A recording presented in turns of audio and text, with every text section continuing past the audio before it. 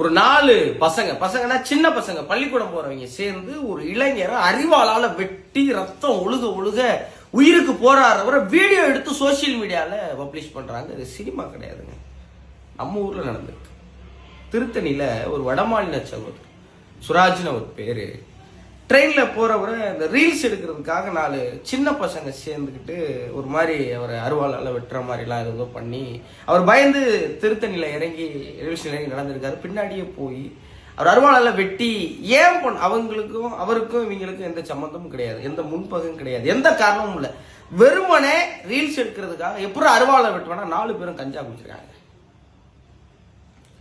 பாண்டிச்சேரியில ஒரு சின்ன குழந்தை 6 வயசு குழந்தைக்கு ஒரு பெரிய அசம்பாவிதம் நடந்துச்சு. எல்லாரும் கொதிச்சு எழுந்தோம். ஒரு பையன் மேல எல்லாரும் சந்தேகப்பட்டாங்க, நீங்க அவன் ஜெயில இருக்கான். என்னடான்னு கேட்டா அவன் கஞ்சா குடிச்சிருந்தான். ஜெயிலுக்கு போனதுக்கு அப்புறம் அவனுக்கு கஞ்சா இல்ல சாதாரண நிலைமைக்கு வந்துட்டு அங்க இருக்க சோப்பை திருட்டு சாக போனான். ஏன்னா அவன் போதையில் இல்லாம இருந்திருக்கான். ஜெயிலுக்குள்ள போனதுக்கு அப்புறம் ஸ்கூல் பசங்க நிறைய வீடியோ இன்ஸ்டாகிராம்ல போடுறாங்க. அவனுடைய நடவடிக்கையிலே தெரியுது இவன் சரியில்லைன்னு. பள்ளிக்கூடத்துல பிள்ளைகளுக்கு கஞ்சா எப்படிங்க போகுது, யாரு கொடுக்குறா? தயவு செஞ்சு தமிழ்நாடு அரசு இதை தடை பண்ணியே ஆகணும். இந்த கஞ்சா புழக்கமும் இந்த கஞ்சா கலாச்சாரமும் தமிழ்நாட்டில் ரொம்ப பெரிய கேடை விளைவிக்க போகுது. எப்படிங்க 4 ஸ்கூல் பசங்க சேர்ந்து வடமாநிலத்து வந்தான் பாவங்க, யாருங்க கேட்பா? அவனுக்கு ரத்தம் உழுகுது, அவனை பார்க்கும் போதே நெஞ்சு பதைக்குது.